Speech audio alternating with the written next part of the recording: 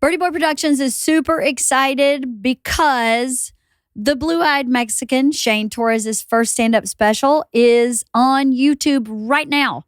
Check it out. It's on Shane Torres' channel and Bert Kreischer's channel, The Blue-Eyed Mexican. I hope you like it. We're so proud of it. There's a link in the description below. Check it out on YouTube now. I remember seeing a poster when I was in the 8th grade that Jim Morrison had been arrested for simulating masturbation. And I was like, they send you to jail for just simulating this thing that I do? For 18 months, I refrained. In 8th and 9th grade, because my grandfather had died, and I was convinced he was going to see it. By the way, we weren't even close. I don't even think he knew my name. Hey guys, the Tops Off World Tour is coming to an end in 2024, and then, I can't believe I'm saying this out loud, I will be taking a long break from touring, but not before January 18th in Tucson, Arizona, El Paso, Texas, San Antonio, Amarillo that first week, Casper, Wyoming, Loveland, Colorado, Colorado Springs, Rio Rancho, New Mexico, and then me and Tom, February 10th, are in Las Vegas for the big game at the MGM Grand Garden Arena. The following week, Bakersfield, Reno, San Francisco, Stockton. I will see you guys on the road. Tops Off World Tour. Enjoy the podcast. You know, I was telling Peter today, it's funny when you've known someone as long as I've known you that you forget that people don't know that I know you. Oh, yeah. Like they just go, have you ever met him? I went, yeah. Yeah, I almost talked him out of doing stand-up.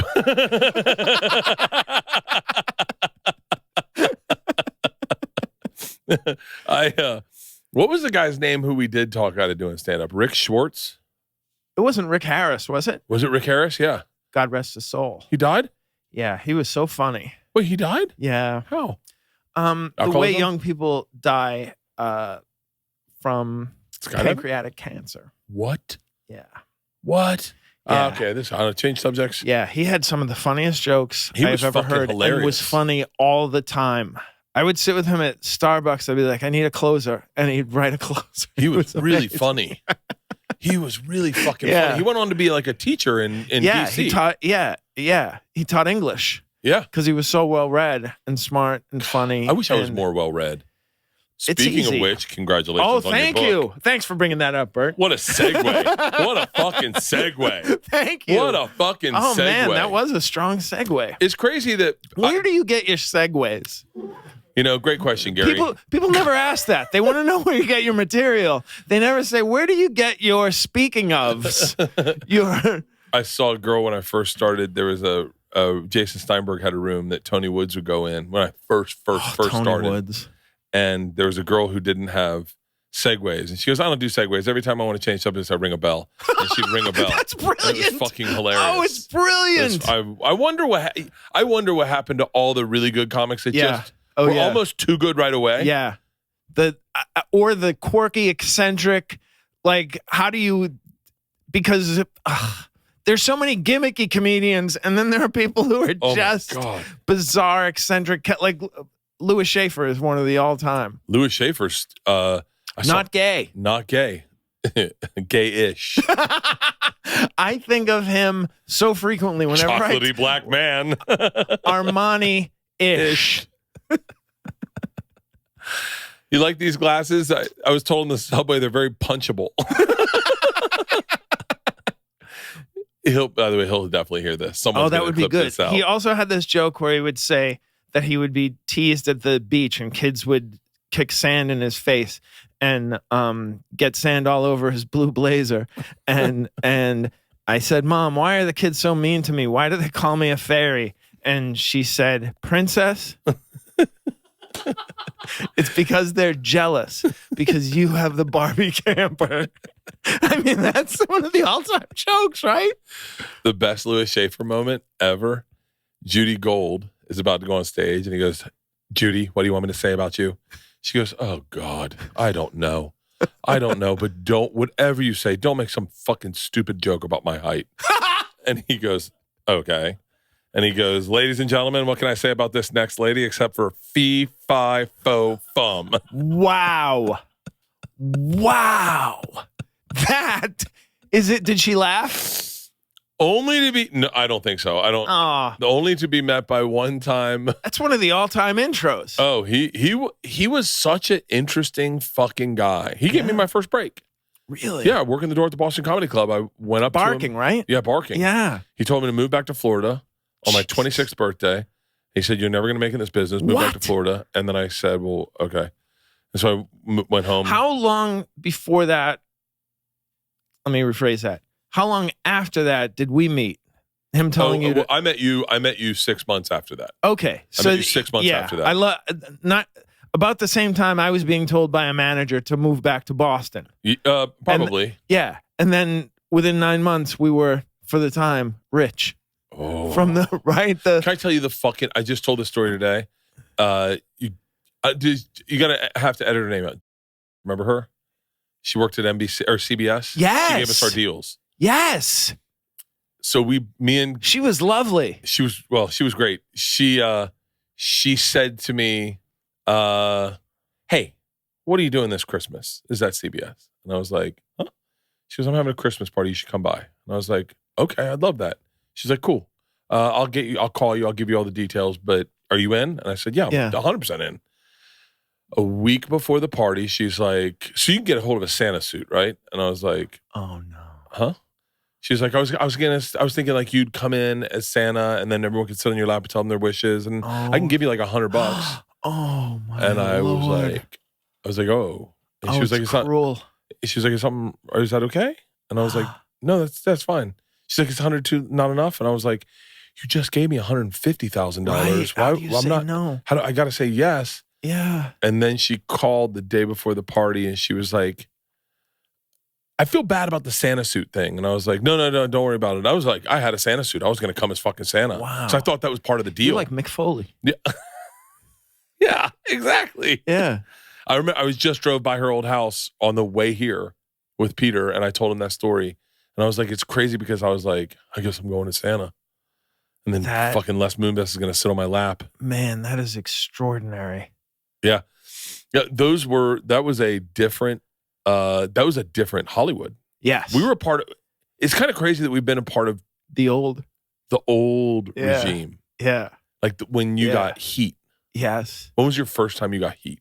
Well, it was the what do they call it? The New Faces, JFL. New Faces in 99. I want to hear every fucking ounce of this story. By the way, explain, like no one even knows New Faces exist, but it's not like it was. No, it's not like it was. And you were told, they made it seem like everybody who did New Faces got a 6-figure deal, and it made your life, and you would probably get a pilot. This is 1999. Yeah. And it had been going on for years, and I had read about it and heard about it, and everything was focused on getting New Faces. You did your 5 to 7 minutes. You auditioned. I remember auditioning at the comic strip in May. Comic strip is a hot place. For the record, that's where Orny Adams auditioned when he got New Faces on Seinfeld's doc, and then lost his shit on the sidewalk in front of it. Yeah. Like Orny was so great in that. I don't think he planned on being, but he was such a raw, gut-wrenching to watch that. Yeah. It makes me really uncomfortable watching that. So who did you audition with? Do you remember? I just remember that the late William Stevenson III hosted at the comic strip. He was a great host. He could get that audience going. And I don't remember. I just remember it went well enough, and I was excited. And me and Matt Frost went out, and I used to celebrate. I didn't drink. I used to celebrate by drinking iced coffee late at night, so I could stay up late and bask. And there was a Starbucks, a great like there's any bad Starbucks. There was a Starbucks like right across the street from there, and I got an iced. And this was, by the way, and I don't know if this was your experience. We were all completely broke. Oh yeah, that was totally my experience. Yeah, so getting an iced coffee that wasn't a straight iced coffee, I got an actual latte, was like this splurge of that thing where you're like, I'm going to be rich. Oh, my splurge. I just did well at the I just did well at the audition. I'm going to be rich. I'm getting the iced latte with a syrup squirt. Get used to this order, motherfuckers. Yeah, and $1 tip. None of this keep the change. I'm throwing $1 into the tip jar because not literally 9 months prior, I was a barista at a Starbucks. And now I'm going to be rich. You leaned over. You know, I used to be you. Yes. Oh my gosh, totally. I was Shit can happen, to this man. day Keep I'm with generous with the Starbucks people because I'm like, those tips meant so much. It was gas money. Oh. It was a date. It was eating out to lunch at the end of the week. Those tips added up, man.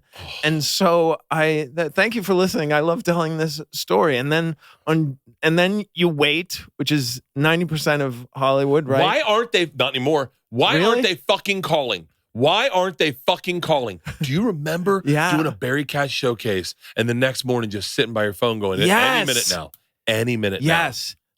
Literally, within 24 hours, you would find out that you were a couple of $100,000 rich. And then you'd, then a certain point, like just like a crazy ex-boyfriend, you'd call Barry at like 4:45. You'd be like, "Hey, buddy, what's up? Oh my gosh! Bear with me for a second. Yeah. Bear with me. Hold on.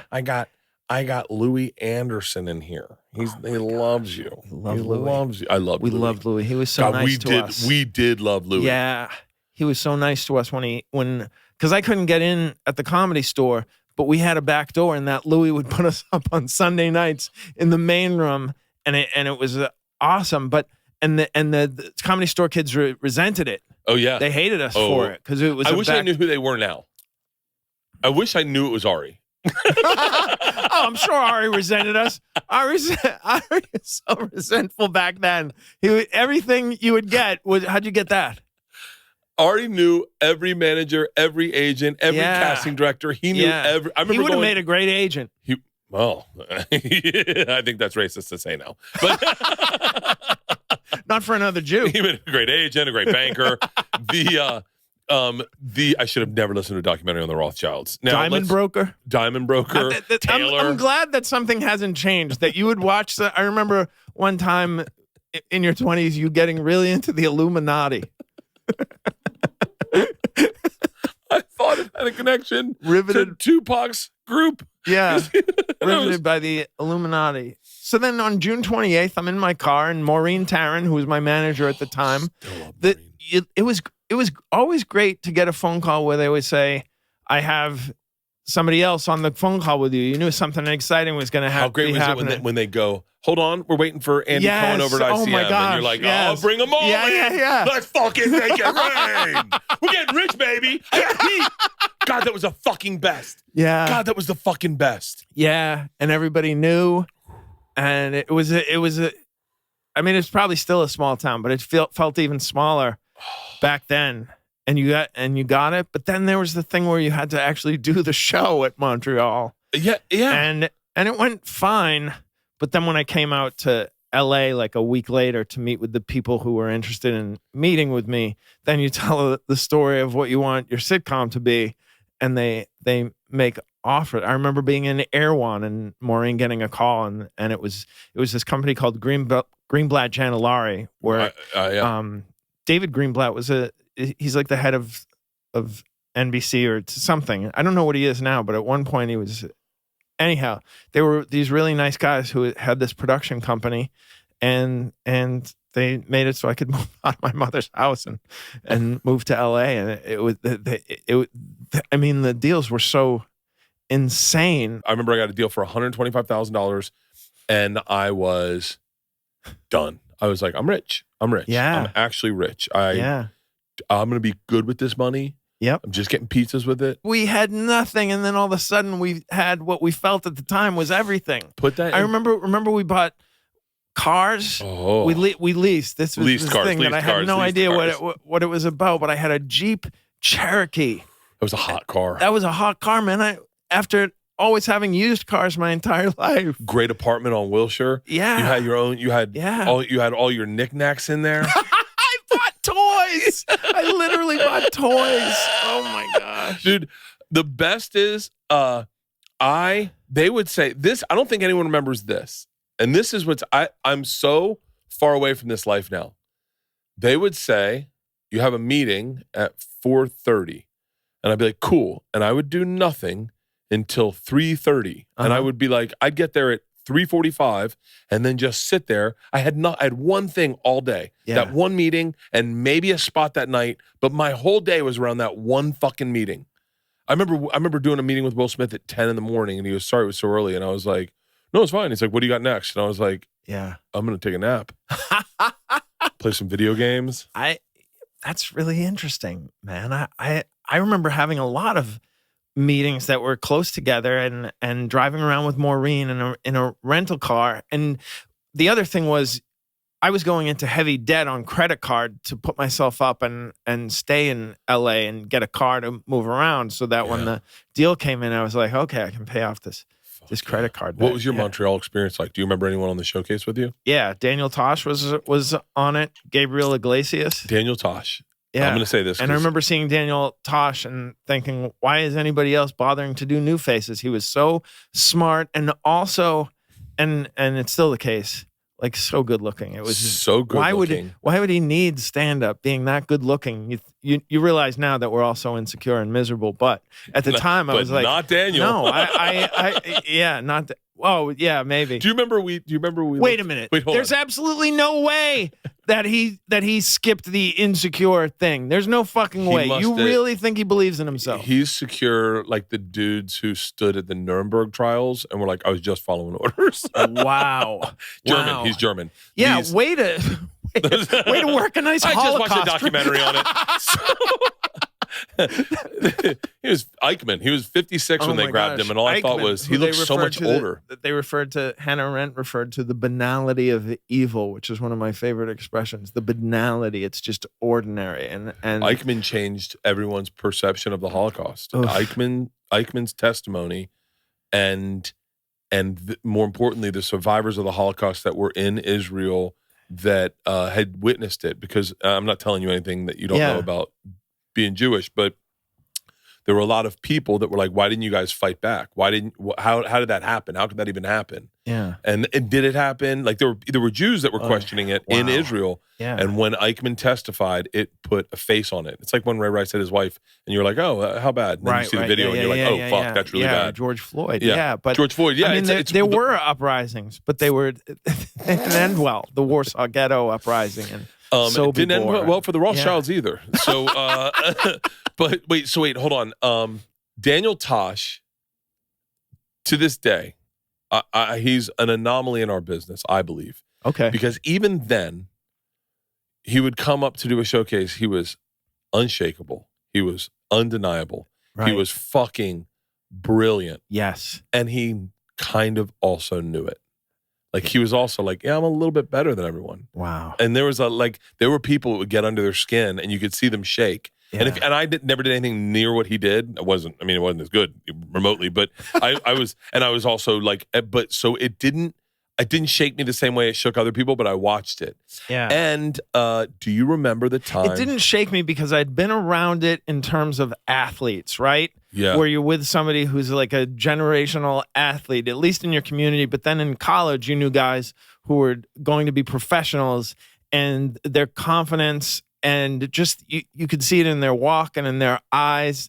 And even in sports, I didn't at any level did I ever have it. I had to work harder than everybody else. Oh, I didn't. And even these work guys harder. these guys just had it, and it didn't matter what the sport was. I remember this guy, Mark Chmura, played for the Green Bay Packers. He just was a stud athletically, and then dabbled in basketball and would up fake one step dunk over people.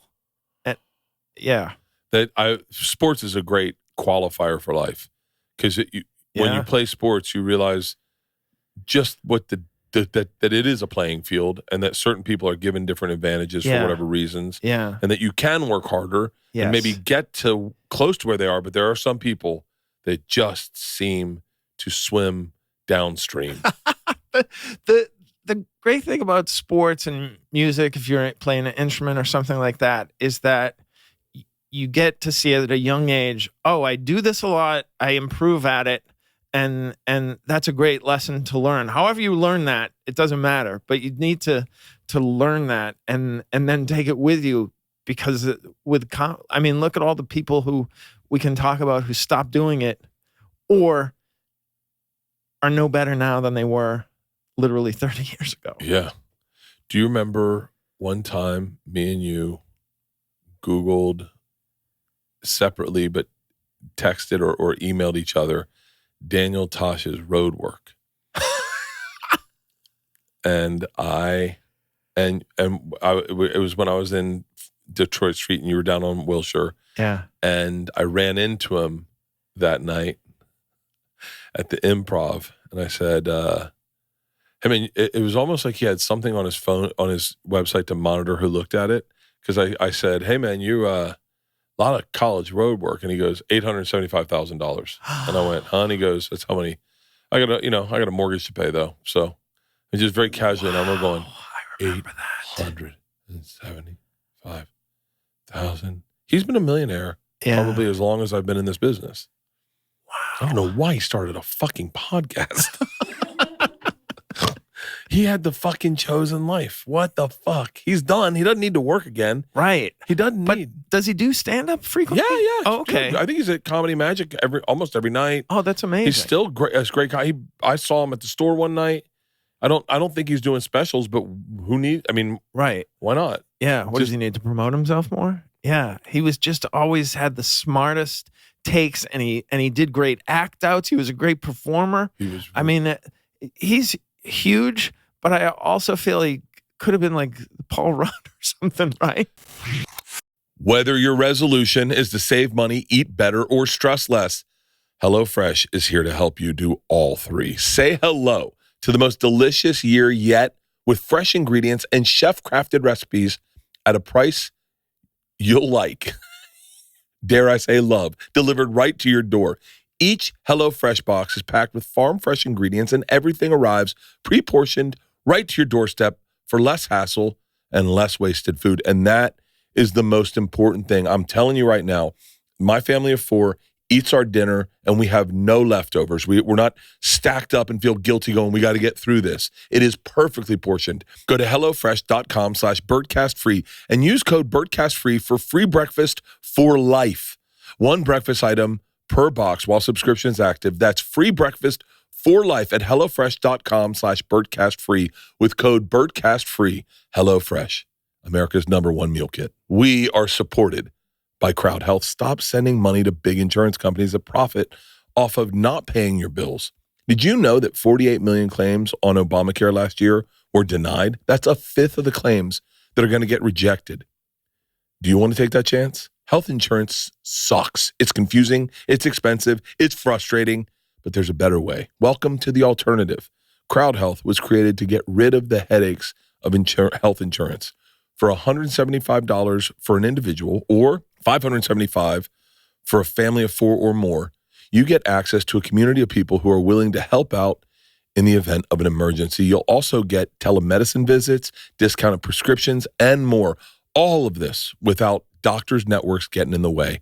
Let Crowd Health help you with your healthcare needs. You can get started today for just $99 per month for the first 3 months if you use code BERT to get the healthcare you deserve. Crowd Health is not insurance. Learn more at joincrowdhealth.com. That's joincrowdhealth.com, code BERT. So wait, Daniel Tosh is on your set? Yeah, Gabriel Iglesias, Dwayne Perkins, who had the set of the sets of anyone besides Daniel Tosh. And then this guy Chuck Roy, who we're friends with, was on Chuck it. Roy. Yeah, Vinny Favorito, who was like, I think he was in his 60s at the time, and he was a new face. And I'm trying to think who Mike Estime, who already had like booked a cast member on a show that was short-lived. And those are the ones that I can remember, but I'm sure there were other people.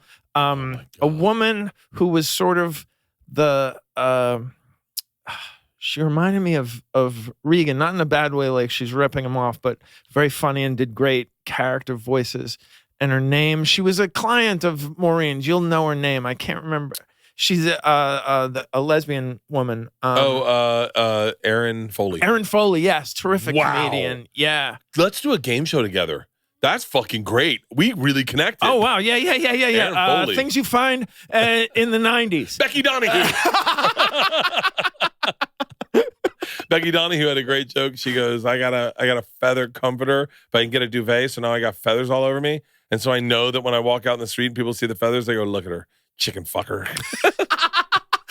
That's such a great joke. Yeah, Becky Donahue was there are so many talented people. Oh my gosh. And so when you Everyone. found out you got the deal, how did you get the speech from Barry? Listen, there's two types of people who go out to LA for the meetings and people like Dane who live it big. Pick which one you want to be.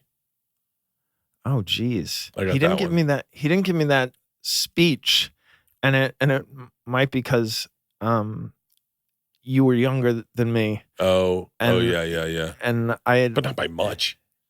By a couple of years. 3 or 4 years. But and he knew you before, right? Yeah. Yeah. But also I think it's like maybe your lifestyle that he knew you were susceptible to living large, maybe, and he knew that I was a paranoid Jew, so that I wouldn't.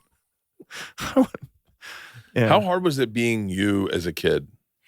Oh my gosh. Because you're not what the cover of the book says. Oh wow, that's a great thing. I've always tried to get that. That's better across than my in other question. You want to hear my other question? Yeah. Are you bummed that you've never been fat? Because no one ever says to you, oh, you look great.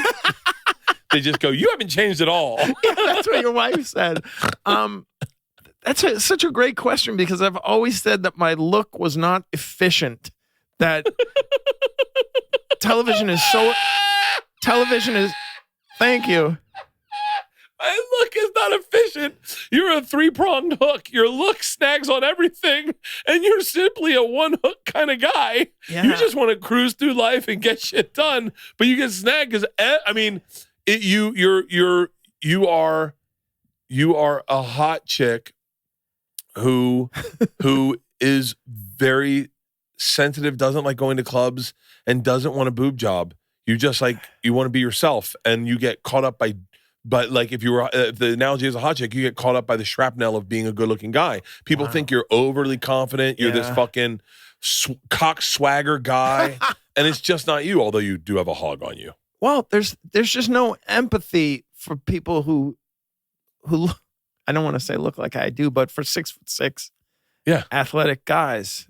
So like, what do you got to be depressed about? So television is very efficient. With the television, you want to see exactly what you're getting from the person. So somebody looks a certain way, and then my jokes don't match what I look like. I should be doing different jokes, I guess. And so it took me longer than, I don't know. I think you find your audience if you're good and you keep at it. Yeah. And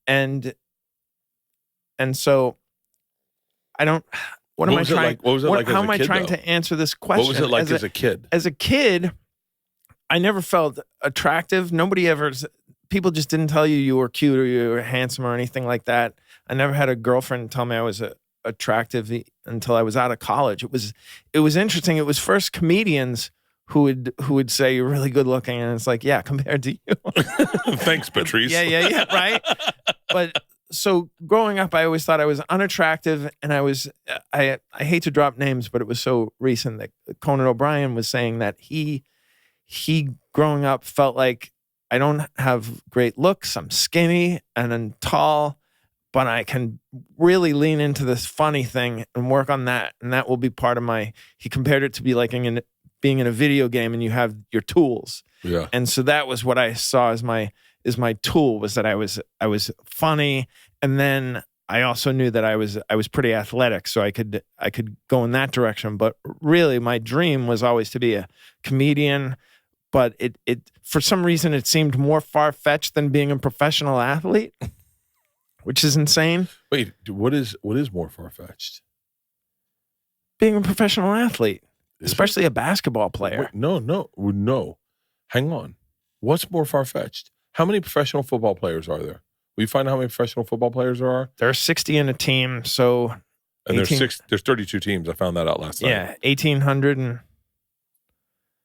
Do you think there's 1,800 comics making over league minimum? Is it 1,800? 1920. And then league minimum's what? Find out what league, I'm just curious. But think about how many people play football versus how many people play Try comedy. Stand up. Yeah. Almost your odds are better. At comedy. Yeah. Yeah, totally. Yeah. Because not as many people go towards this. I always think of the delusion required to go into comedy is mind numbing because you're so bad at the start and there's no T-ball for comedy. In fact, it's the opposite. You have to go against the most difficult crowds who can be hostile. There is no And T-ball for comedy. Yeah, and you don't know what you're doing. Even every other sport. Ugh. Every other sport you start when you're a kid. Yeah. That would be good. I just heard Jimmy Carr say that he wishes. And you just have to teach yourself how to do it for the most part. Can you imagine? You can only get better at it by doing it. Unless you're Albert Brooks. Dude, his brother. Right? His brother, it still works. Oh my gosh. It still fucking works. Doesn't that blow your mind? Because when you think about comedy, most of it over the years has become dated and obsolete. Yeah. And then there are things like SCTV and Bob Einstein and certain Albert Brooks or Bob Newhart. And you're like, holy shit. I watched this SCTV sketch where Eugene Levy and Rick Moranis were playing brothers, the Bittman brothers. Yeah. And they started arguing in Yiddish on the Sammy Maudlin show, and I mean, so committed, and maybe that's part of it is that whenever anyone's committed to being whatever they are, it's funny forever. Yeah, I don't know. It's funny. Like Tony Woods is a great example of someone committed. Yeah, because he would go up and not do anything on stage and just commit to it. Yep, and like organize his stuff and light a cigarette and have a drink and then slowly start. But he owned it, and you'd sit just in wrapped. Fucking amazing. Yeah. So was it difficult to be me growing up? It was a nightmare. It was a nightmare that I continually have because I was undiagnosed anxiety and depression and a child, not knowing that everybody didn't feel this way all the time and was so just hopeless, and thought that the only way I was ever going to like myself was to be approved by everybody, like to be a great athlete and get the adulation from that, or be really funny and get the adulation, or get great grades. And it was just a bucket with a hole that I didn't. And finally, when I got a diagnosis when I was 19 and a freshman in college playing at Boston College, and the trainer sent me to this man who I would spend the next 10 years once a week talking to him. That was when, man, you don't even know at that time. You didn't even know that there was no understanding of who am I. And here's something that's very upsetting. I've heard people in their 70s, 80s, 90s. I just listened to Henry Winkler's books, and he's talking about being in his 60s and 70s and not knowing who he was or what he was about or how he wanted to be. And it's like, man, it's a lifelong pursuit. Holy shit. My dad's had anxiety his whole life. He didn't know it. He didn't know it. The first time he took his Xanax and it kicked in, there's a moment, if you've ever taken Xanax, that it hits you. Yeah. And we were in the car driving from Miami to Tampa after one of my shows. It's got to be like midnight. My mom and him drove down, and I was driving back to Tampa, and then I was going to fly to Tampa. And he was so anxious. I said, Dad, you should take a Xanax. And he goes, what the fuck is that? And I said, it's for anxiety. And he goes, I don't have fucking anxiety. I go, you should listen to yourself. You have anxiety. Yeah. And he goes, what will it do? And I said, it's going to relax you and you'll enjoy the car ride. And he goes, fucking anything. Wow. We pulled over to a gas station. I gave him 0.5 milligram of Xanax, and he took it. And all of a sudden from the back seat, I heard, whoa. Yeah. Like a light switch. Oh, whoa. And then he went, whoa. Is this what normal people feel like? And I went, right? Yep. That's what the average person feels like, I think, all the time. Yeah. What did your anxiety look like? How did it not emancipate itself? How did it manifest? That's what I meant to say. I like that word. How did it manifest as a kid? Because mine, I didn't know I had anxiety too. I didn't know I had anxiety until much older as well. But I just thought it was, my mom said it's my nooks and crannies. And so mine would be watching Carson at midnight, laying in bed, and his head would get real small, and it would feel like he was yelling at me. Oh wow! And it was a straight panic attack. And my OCD was that I felt that I was pushing the skin on the inside of my toenails over my toenail. And so I'd have to sit there just pulling them back, and I could never get them back. Wow. It would make me crazy. And I thought it was my nooks and crannies. I thought I was crazy. I really just thought I was crazy. Sure. And then I would have panic attacks where all of a sudden I'd realize one day it's going to go dark and I'm going to die. And big events would cause panic attacks, like losing my virginity, like big things. So I just was like being in love. So I just was like, minimize feelings, pull back, don't show too much. Yeah. But what was your anxiety like as a kid? Well, there was a big stomach thing. So there's this thing that we get, or I get, and I'm not unique. Where's my phone? Right? You think you left it behind. Yeah. Or did I just lock myself out of the house? Right? So that's in your stomach. But it would last all day at school, or the night before school, or if I had done something bad that I thought I would be punished for, either by my family or God. That was one of my obsessions, was apologizing to God, asking him. I was convinced that every shot I made was because God was favoring me. And if I was missing, I had done something to upset him. I don't know if every Jewish kid takes every word he's told about God seriously and Catholic literally. Kids too. But I've heard that from Catholics. It's just actually a form of OCD. And the black and white and the punishment and the good, bad, it's a mindset that is really hard to shake. And even though Jews don't believe in hell, I was convinced, well, a lot of people do. It could be a thing that we're either covering up or not filled in on. Yeah. And I don't want to do anything that's going to get me to hell. And I mean, the neuroses, and also, here's the other thing. Nobody to tell any of this about except these whisperings to God all day long. Thank you, God. I'm sorry, God. And I was convinced that you had to say any prayer out loud, or he wouldn't take it. And also at the end, you had to say a prayer in Hebrew to like it was almost like Siri. For me, it was Baruch atah Adonai Eloheinu. I'm going to make you sound less crazy. I used to think. What is this, a neuroses off? I used to think you had to be on your knees for God to hear you. Oh, wow. So I would have to get out of bed and get on my knees. I opened with that. I did. When I was young, all my prayers were said on my brother's bed on my knees. His bed was lower than mine for some reason, because it had sagged over the years. And so I could put my hands in prayer on his bed and be on my knees. God. It's insane. The moment when you realize you're not the only one with it is like the best fucking. Yeah. It's almost like when you find out that you're not the only guy jerking off.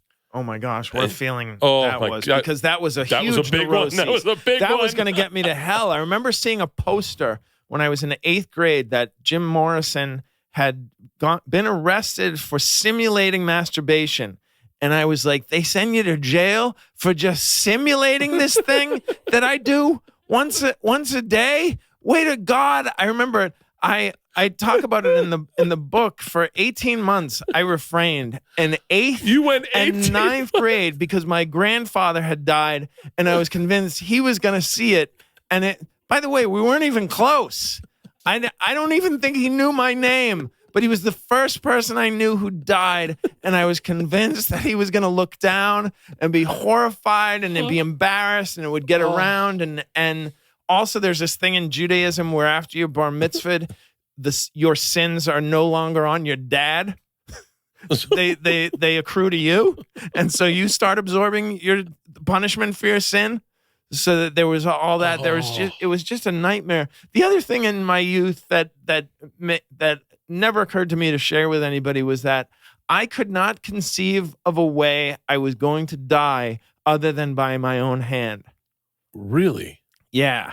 I just was waiting for what the event that would set it off. And I used to think, because I was a big fan of the movie One Flew Over the Cuckoo's Nest. And I was just talking about that today. Right? When I miss misspoke and told Peter that I told Peter, I said, Gary's always been about mental health and like he's always tried a lot of things. I said he had a lobotomy. Peter goes, "Are you fucking serious?" I go, "Yeah, he's done it all. He's done it all." Oh, that's so good. He goes, That's like so a good. full frontal lobotomy. Oh my gosh. I go, "I don't know. You're gonna have to ask him." He goes, Oh "He my- can talk." Oh my gosh. But they gave him electroshock, yeah. right? Okay, Yeah. that's what I meant. I go, Yeah, like one flew over the ECT, cuckoo. yeah, He goes, yeah. that's electroshock. Yeah. Yeah. But I had that. So I knew that I would wind up in care someday. And I don't think it was a self-fulfilling prophecy. My family was riddled with it. My father was born in a mental institution because his mom was bipolar and had an episode when he was born. I mean, there's a whole story to it. But anyhow, I knew, and there were family members who had been in care for their lives it was very sad, cousins and things like that. And so I was just, and I remember there was that one guy, and he was such a beautiful actor, and I don't know if he was in anything else, but he was the man who had volunteered himself to go into that program because his wife had been cheating on him, and I was like, oh, that'll be me. That'll be me. I'll find out my wife has cheated and I'll go fucking mental, of course. Or she'll die. My wife will die and I'll go mental. Or I'll have a child who hates me and I'll go mental. Any of these things could bring me to my knees, and it's only recently that I realized that I'm probably not going to die by my own hand. But I think a lot of people have a lot of different ideas of how they would kill themselves. Oh, I remember the first time I ever had the idea that you could kill yourself. Yeah. I remember I was like, I probably must have been like first grade. And I thought, if I bit, I don't know, you can't kill yourself this way, but I saw a cord going from the lamp to the wall. I said, if I bit into that, I'd be done. Oh, I used to look at the third rail with such, and there was this like magnetism to the third rail, which I don't know if that kills you, but I had heard that it could kill you. But there's this other thing in the subway where you could just throw yourself in front of the subway. But then I always thought of Patrice O'Neal's joke. Remember that joke where the person would come on the subway and say, ladies and gentlemen, a horrible tragedy has occurred. A man has been killed. He threw himself in front of the subway, and so we're going to be delayed for a half hour. And then we're all horrified, and we said, a half hour. Patrice had such a great ability to stop talking, to drag you to the joke. Yeah. Just, yeah. It's horrible, man. I tried. I tried. He was but I couldn't. I just couldn't give a fuck. I can't. He's been dead now for probably 12 years. Oh my gosh. He died. Yeah, he was 41. Yeah. He was 41. Yeah. Yeah. Holy shit. I can't believe I'm still alive. I'm shocked I'm still alive. Oh yeah. I thought life would have gotten me by now. Yeah. Yeah. But I'm glad I saw it through because I've never been happier in my life. What does happiness feel like to you? This podcast is brought to you by AG1. Listen, I first gave AG1 a try because Joe was on Andrew Schultz's podcast, and he said he was traveling, and all he had that morning was AG1. And look, Joe is my touchstone for health. And so if it's good enough for him, it's good enough for me. So I started taking it on the road with us on our tour bus. Leanne drinks it every single morning. Leanne and the girls have it every single morning. It's the first drink they have. And I started taking it on the road with us, and I noticed a difference. In my stomach, I noticed a difference. And in my energy, I really felt amazing to start my day with AG1. Not only does AG1 deliver my daily dose of vitamins, minerals, pre- and probiotics, and more, but it's a powerful, healthy habit. It's also powerfully simple. It's literally one scoop, mix in water once a day, every day, and you're done. And I know with AG1, I'm giving my body high-quality nutrition. Every batch of AG1 goes through a rigorous testing process so you can know it's safe. And AG1 ingredients are sourced for absorption, potency, and nutrient density. AG1 is the supplement I trust to provide the support my body needs daily, and that's why I'm excited to welcome them as a new partner. Here's your chance to start every day this season with a gift to yourself. Try AG1 and get a free 1-year supply of vitamin D3K2 and 5 free AG1 travel packs with your first purchase exclusively at drinkag1.com/Bert. That's drinkag1.com/Bert. Check it out. This show is sponsored by BetterHelp. Whether or not your family gives gifts during the holidays, you get to define how you give yourself a gift. So whether it's by starting therapy or going easy on yourself during these tough moments or treating yourself to a complete and total day of rest, remember to give yourself some love this holiday season. Trust me when I say families can be complicated, whether you're with your family or not. They can be complicated. And my whole family's here, and it has been a tad bit complicated. I have expectations of what I think they're going to want from me, of what I want my lifestyle to be like, and trying to manage both. And I just wrote down a short list, and I talked to my therapist about them. And my therapist gave me just a couple tools to get myself through the holidays. If you're thinking about starting therapy, give BetterHelp a try. It's entirely online, designed to be convenient, flexible, and suited to your schedule. All you have to do is fill out a brief questionnaire, and you get matched with a licensed therapist, and you can switch therapists at any time for no additional charge. In the season of giving, give yourself what you need with BetterHelp. Visit betterhelp.com/Bert today to get 10% off your first month. That's BetterHelp, HELP.com/Bert. What does happiness feel like to you?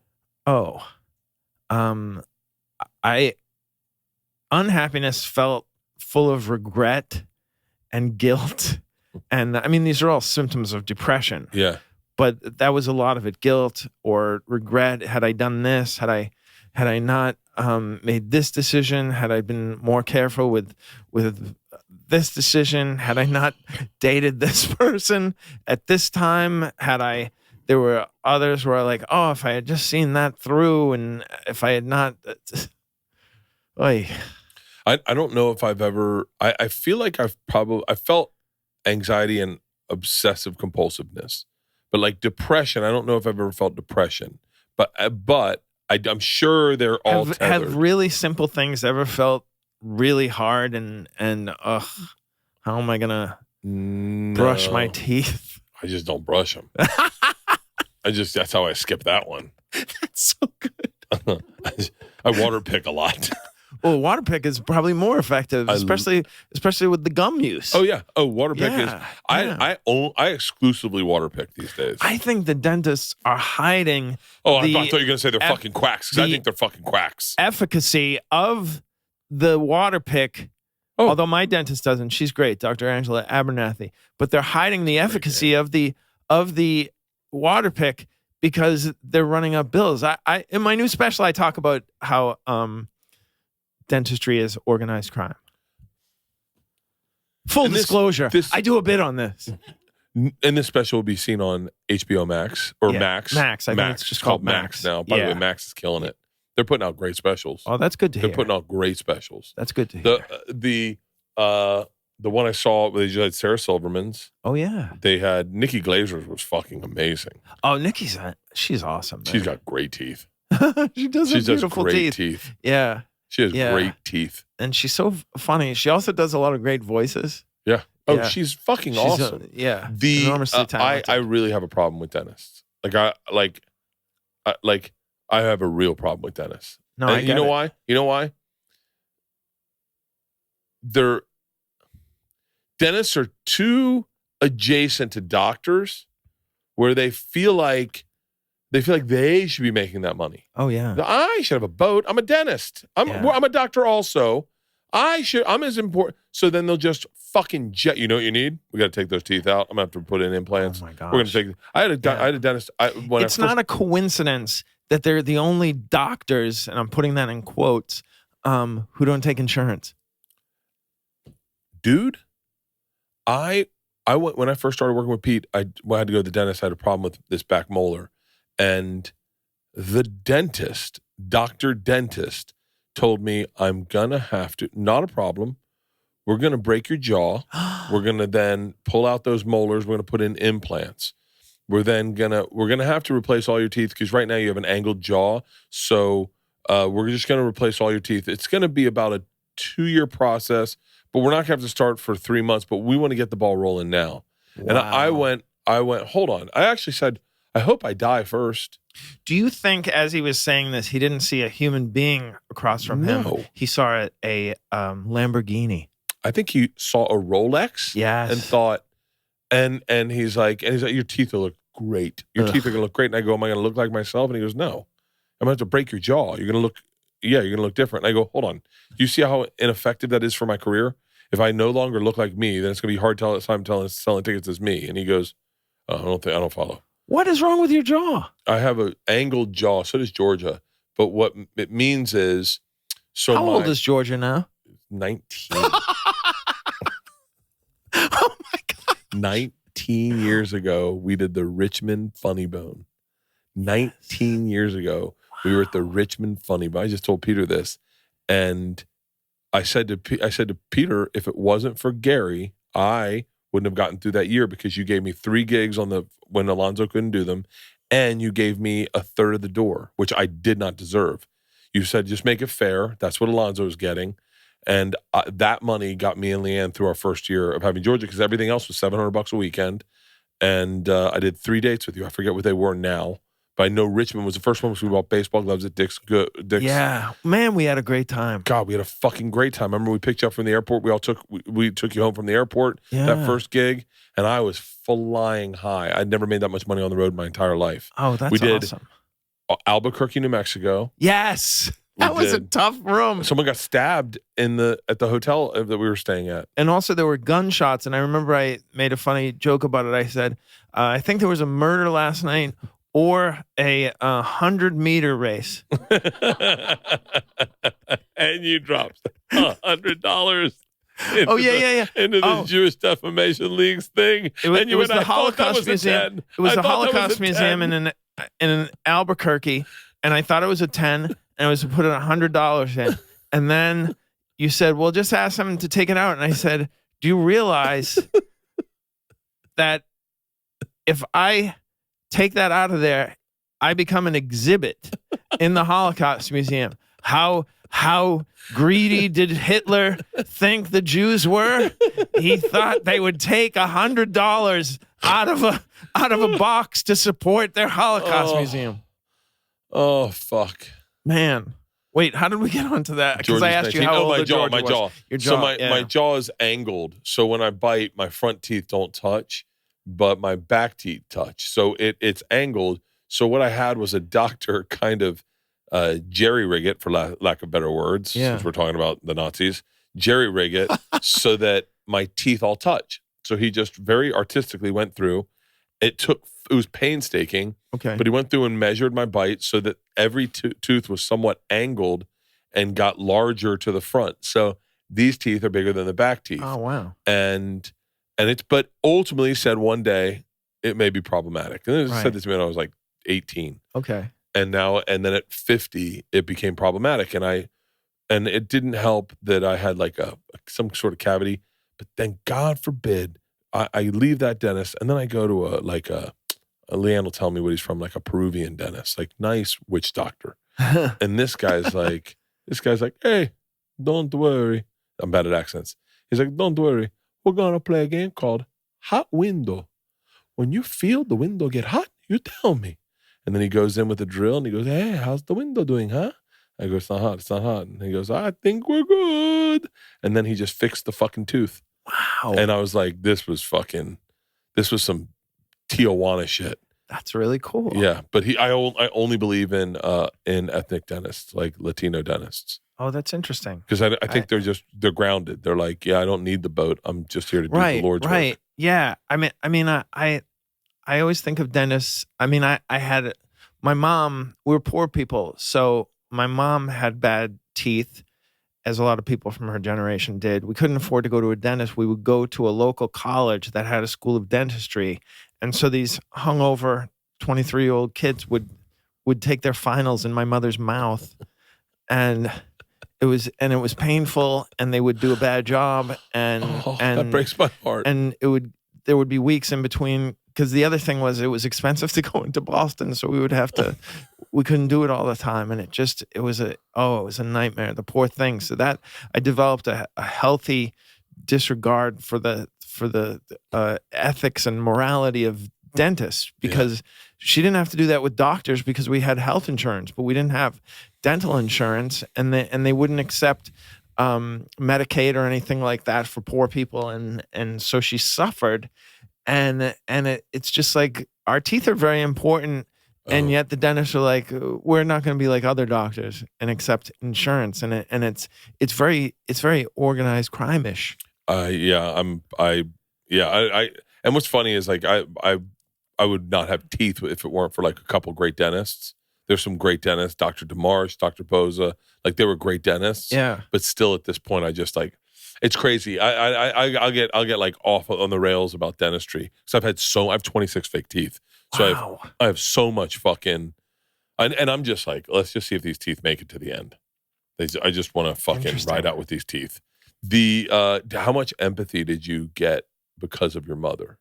You're one of the most empathetic people, meaning at times when I said shitty things about people, you always course corrected me.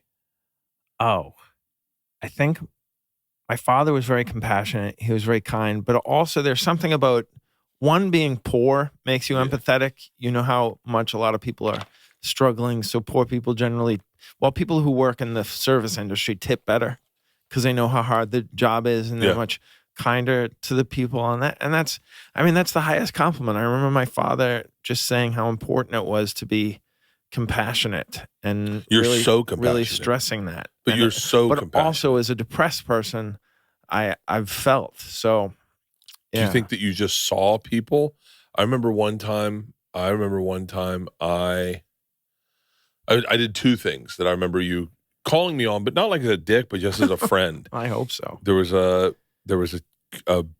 maybe Barney's Beanery over on Beverly, and there was a parking garage. There was a parking lot. The guy that ran the lot, and I pulled in the lot, and he made me move my car, and I kind of like was a dick to him.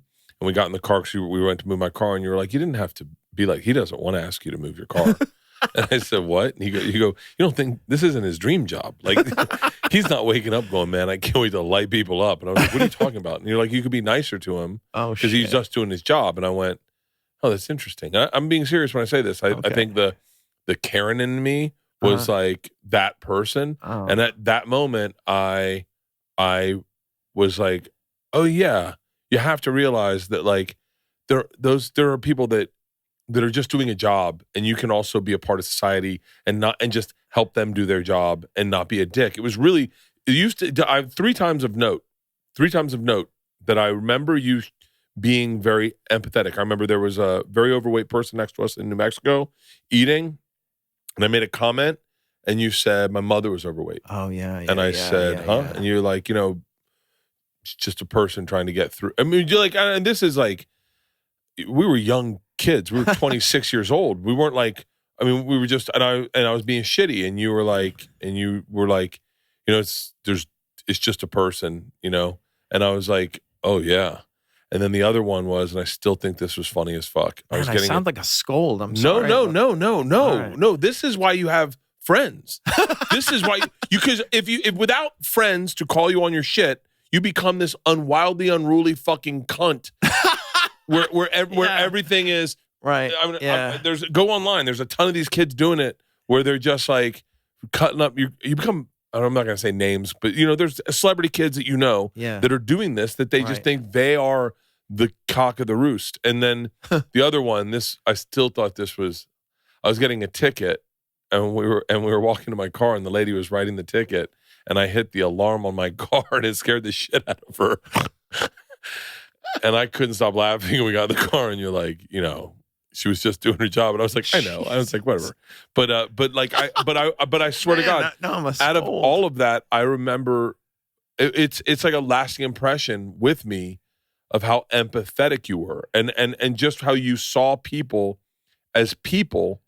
You didn't see yourself better than anyone, and it was really like, I mean, it's like one of the things I love about you.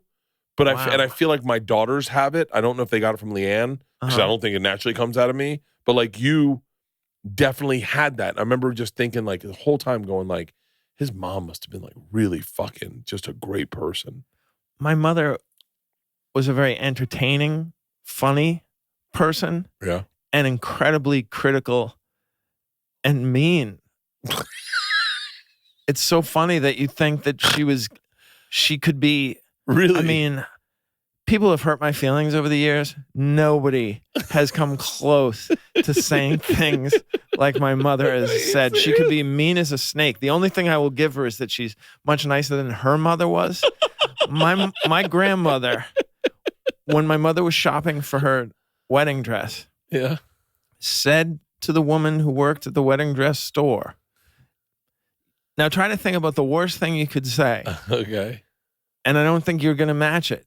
All right. The woman, my grandmother, Nana Lil, said to the woman, give us the biggest dress you have. Okay? My mother she wasn't like, what's eating Gilbert Grape? She was what would be considered now like Rubenesque or something like that. And so, I mean... Oh, God. So anything, my mother was nicer than my grandmother, but she could be so mean.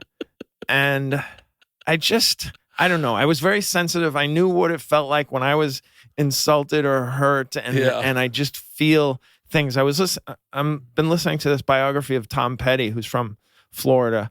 And he was talking about how sensitive to the interviewer, how sensitive he was about being heartbroken or the pain involved. And it makes us great artists, but it's a fucker to get through life.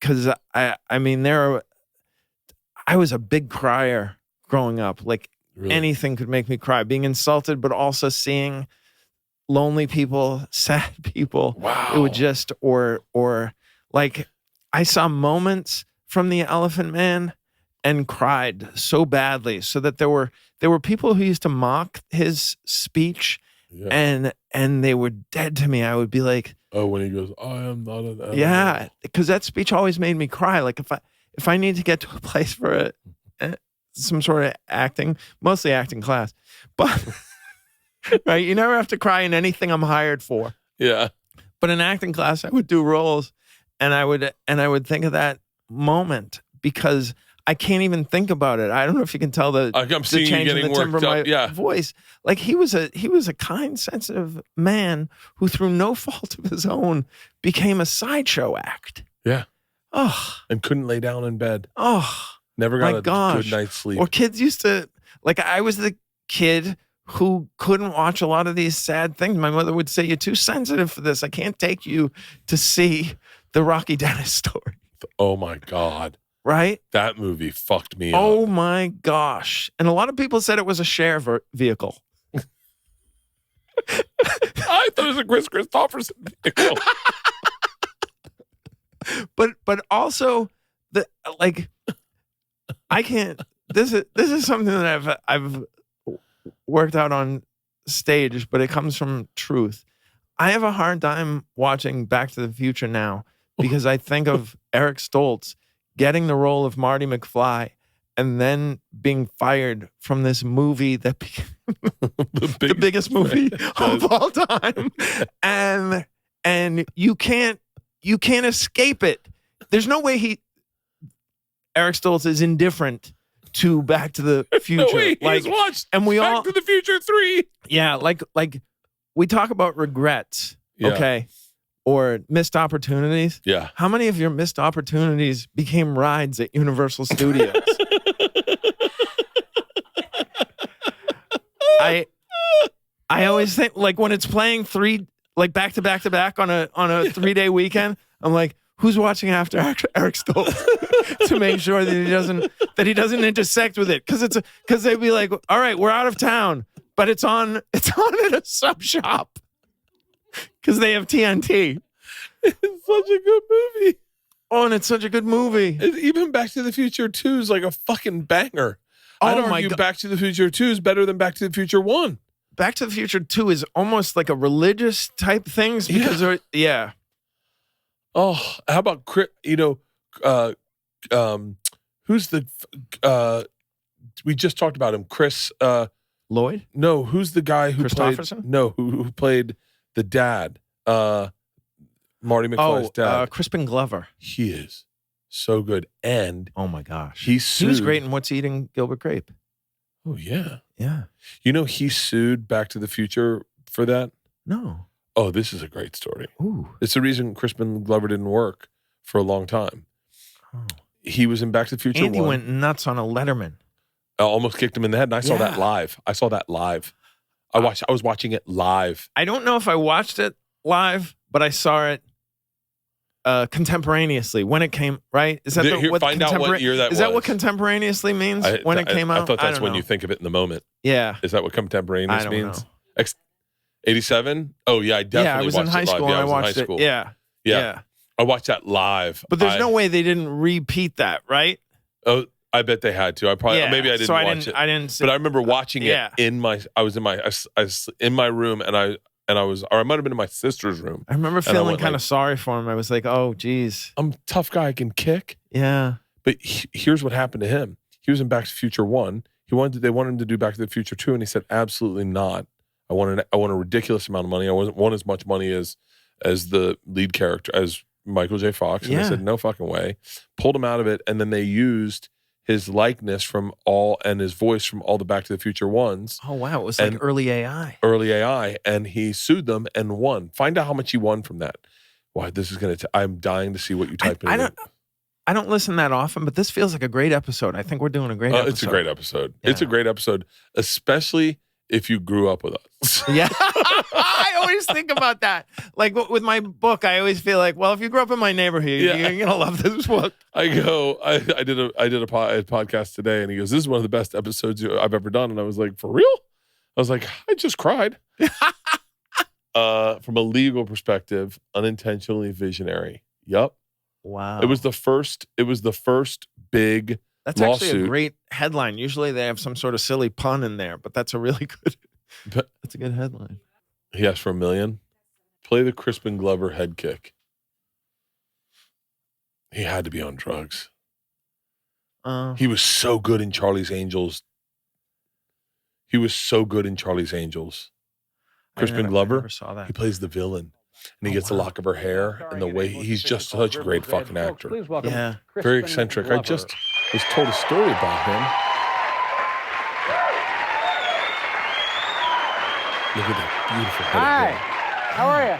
Nice to see you.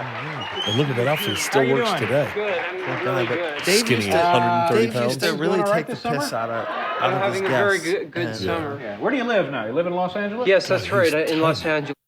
No, I've taken part. These aren't mine. He almost kicked him. I can kick. Okay. I'm going to go check on the top 10. I'll be back. I was like I would like to see also what happened in the dressing room afterwards. And man, He's a small guy. How big is Crispin Glover? I have no idea. Dave is not tall, is he? Yeah, Dave's tall. Dave's not your size. No one's tall to you. Right. Do you ever stand next to a pro basketball player and feel what it feels like to be us talking to you? Yeah. It's crazy, right? Yeah. It really is, puts you in perspective. Yeah. And yet Crispin Glover's not fucking 6'1", unless he had a growth spurt. That's interesting. He is such a good actor. 5'4", Christopher Lloyd's 6'1". Tom Wilson. Did you ever work with Tom Wilson? Yeah, such a nice guy. Such a very sweet generous guy. with his Back to the Future stories. Yeah. Yeah. You know who else is like that? Mark Hamill. Oh, really? He's really generous with. That's so great. And you're like, thank you. Man, because some people could see it as a curse. Like, oh, why do I have to keep bringing up this? Yeah. They're like, I was like, have you ever worked with Sir Alec Guinness? Yeah. I mean, you bring up Kenobi, and he goes stone faced, and all he wants to talk about is Bridge on the River Kwai.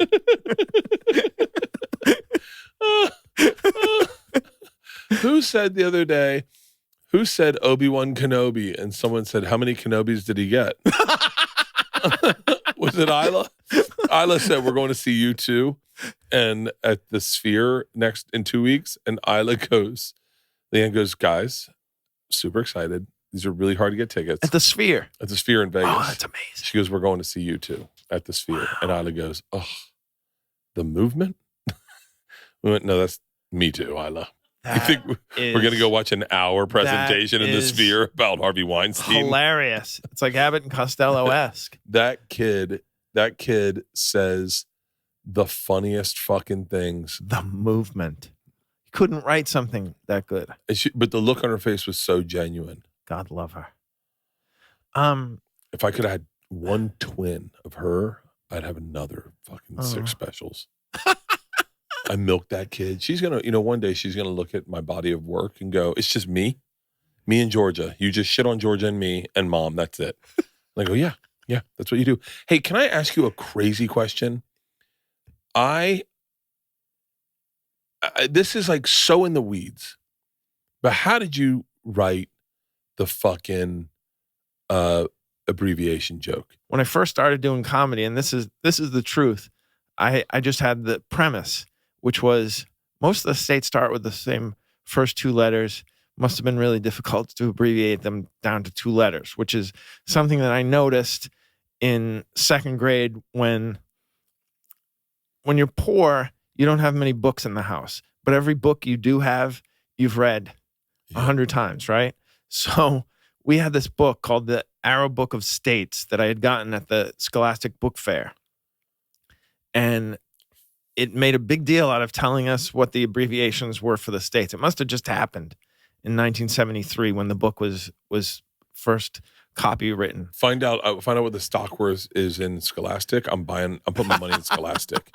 Books are going to make a comeback. Yeah. And so it had all the, listen, I memorized it because, like I said, I only had 1 book. So I memorized everything. I knew all the state birds and all these it's stupid... It's crazy what you'd learn when you only had encyclopedias. Yeah. Right. Like you just were like, oh, I know everything about Mount Rushmore. Yeah. Mount St. Helens. I like whales. Now I know everything about whales.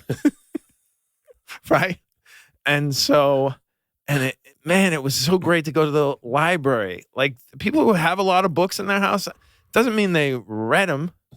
So anyhow, I had this idea when I first started doing comedy. I did it at a show in front of a particularly good audience, and they were on it. They laughed, but then it ran out of steam, and I tried it. And then when you're first starting out, you're not getting all good audiences. So you try it in front of a shitty audience.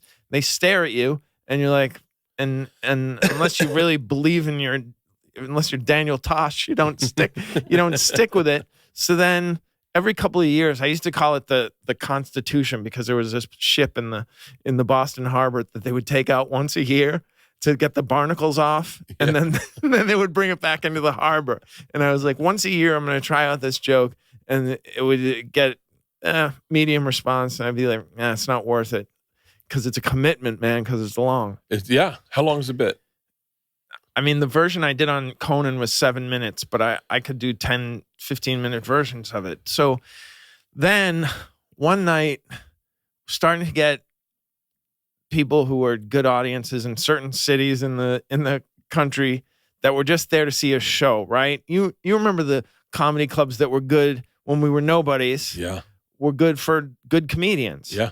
So this one was probably Ann Arbor Comedy Showcase in Michigan, and which is always has a good audience. And so I did it, and the part that usually used to trip me up was that I didn't have a reason why I was telling this story of the people getting together to do the thing. And so I said, and I just done this joke because I love the documentary about Helvetica. What's It's about the font. Oh my Helvetica. God. You watched the documentary on Helvetica? Yeah. If you Google that, I want to fucking watch that. And it's riveting. And so I do this joke where I say, my dick has never been harder.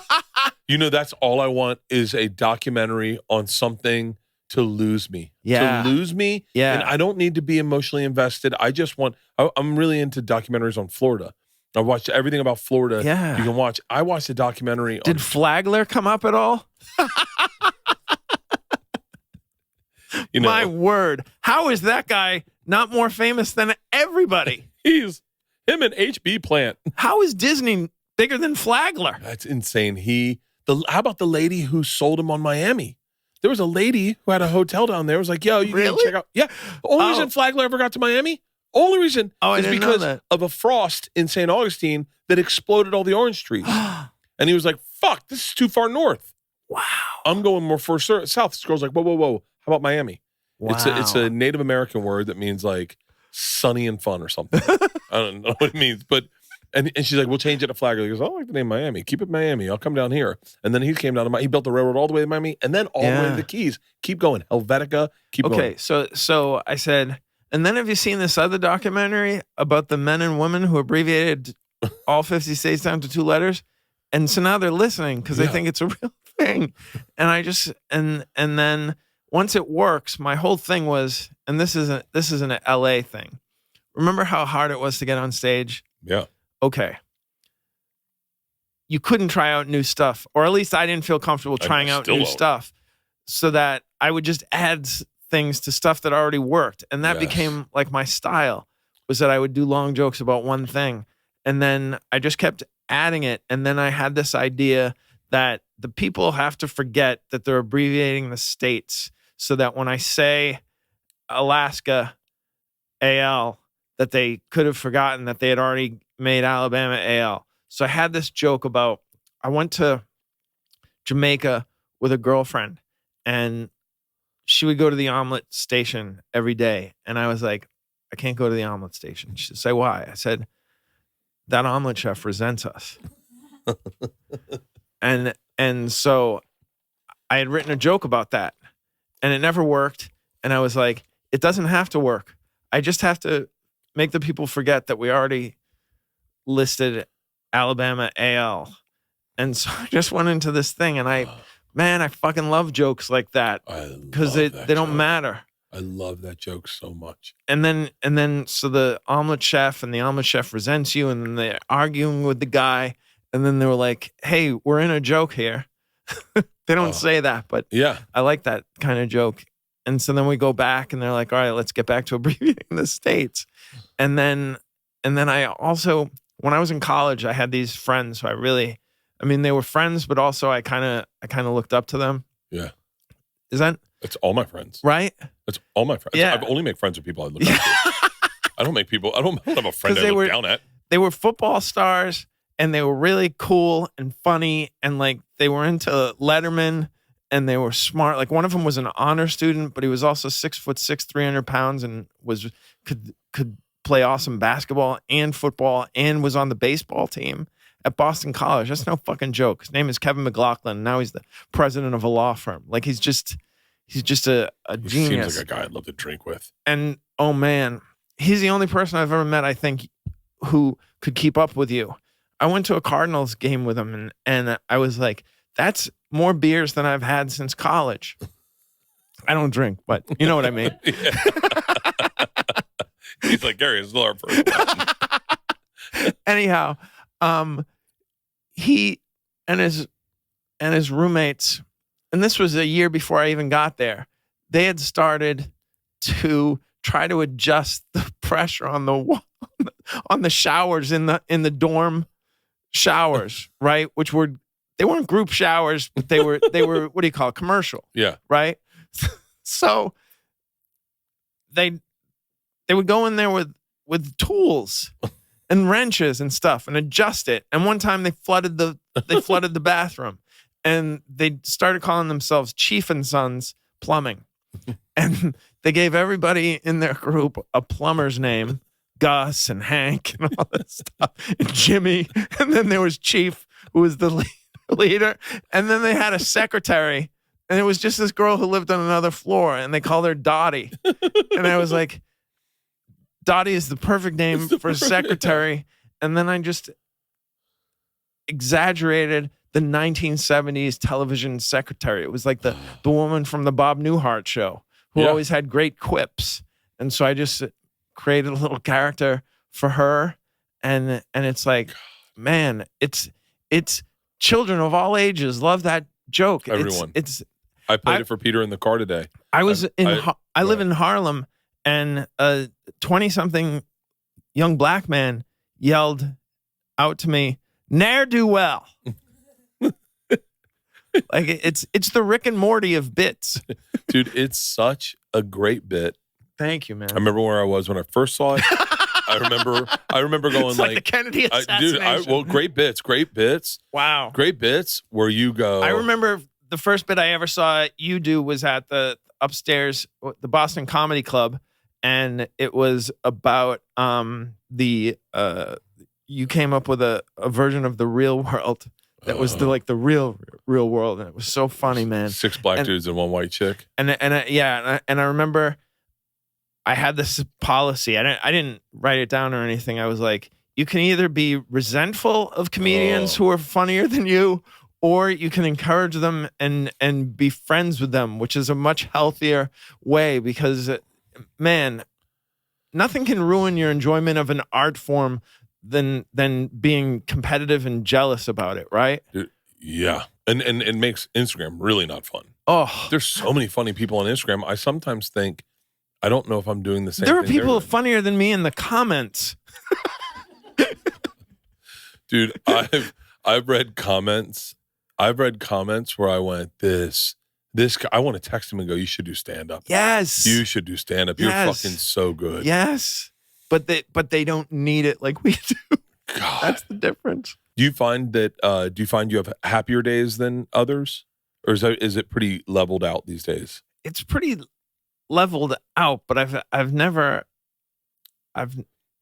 felt so much the gratitude for where I am, because I just and my wife and I share this so many times. We're like, oh my gosh, we were in such dire straits. She's a ride or die. She's a ride or die. Oh my gosh, how fucking lucky you would find that person. I mean, if you wanted to give somebody a test to see whether they would be loyal and stick by you, there is no better test than a 2.5 year.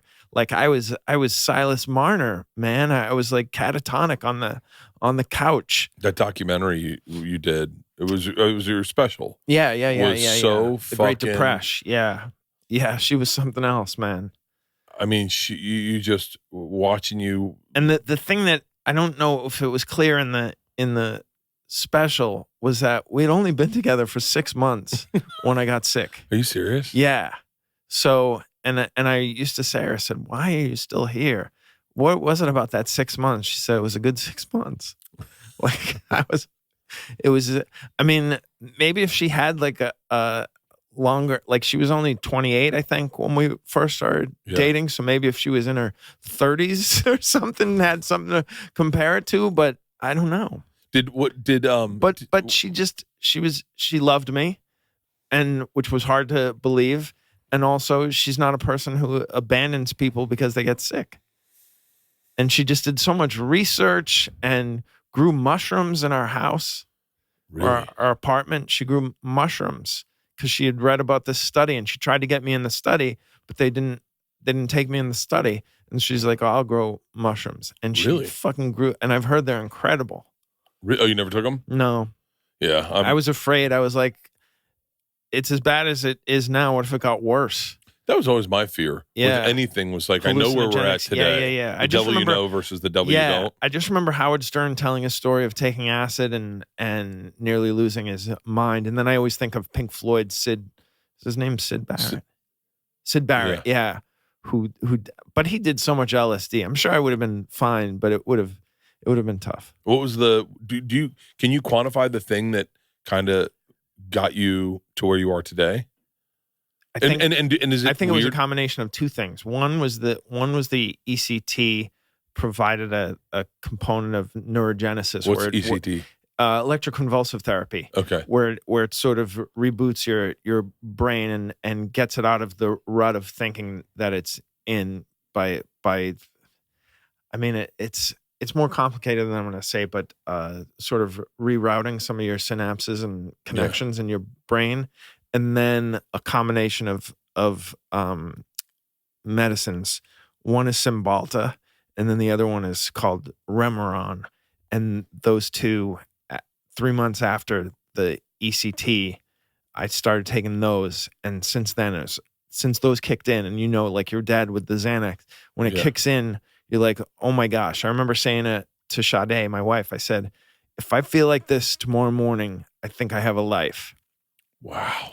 And that was in October of 2017. And so now it's been 6 years that and I've had a life, right? That's crazy. And I've never had this stretch of, like, when we lived in LA together, I don't know if you noticed this, but we'd hang around for 6 months or so, and then you wouldn't hear from me for 6 months because I was falling apart. So I've had 6 years of not falling apart. I had both my dogs died, and in each case it threw me for days, but that's just normal grieving. Yeah.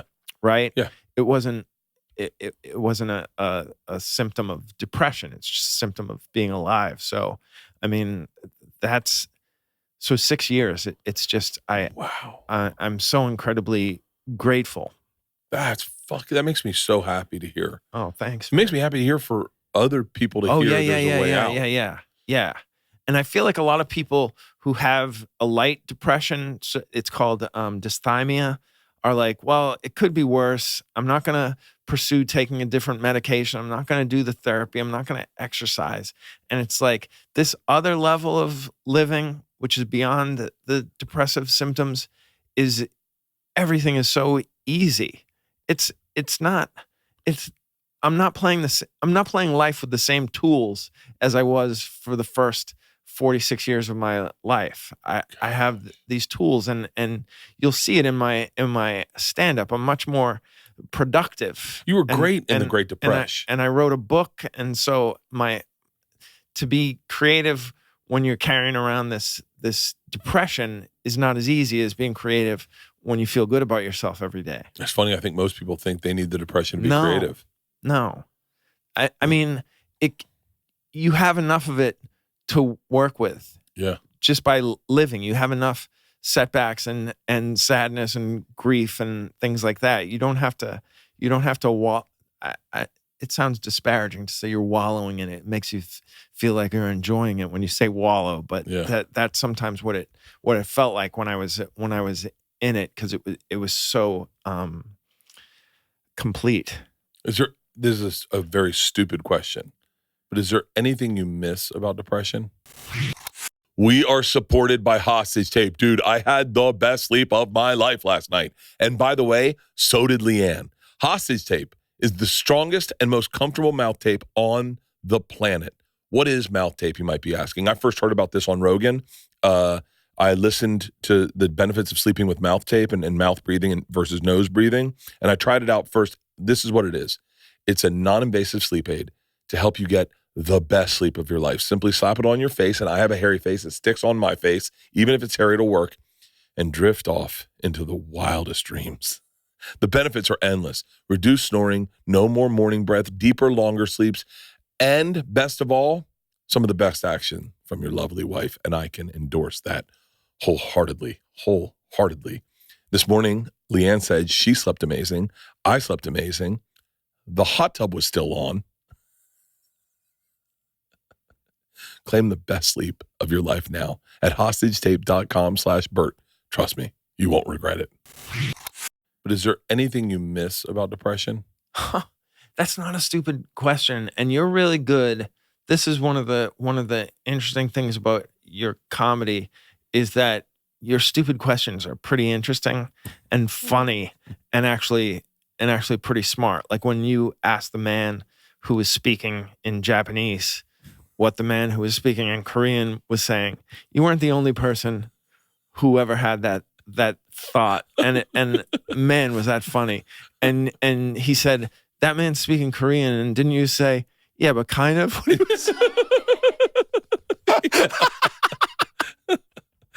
Oh my gosh. Just so good. So what was the question? Is there anything you miss about depression? Yeah, that's such a great question. I wouldn't say I miss anything about it, but I feel so sad for that guy. Really? Yeah. I think I wish he knew me then, so that I could have said, it's gonna end, and when it ends, holy shit, are you gonna be glad you went through this? Because if I can't tell you exactly what's gonna happen, but one thing is that you become really close friends with Chris Elliott. Which sounds made up, because if you know how dedicated I was to the show Get a Life when it came out and for years after, you would think that's what it's like to be fat. Except you don't meet Chris Elliott. You go, I wish I could talk to Fat Bert right now, like real Fat Bert, like 275 Fat Bert, drinking every day Fat Bert. Okay. Like not being able to get out of his way, waking up with searing anxiety about death and regret and. But did you ever make the connection that part of it was the alcohol? Yeah. Okay. Yeah. I mean, I do now. That's why I have a weird, healthy respect for alcohol right now, where I go, I want you in my life. I just did an interview about this. I've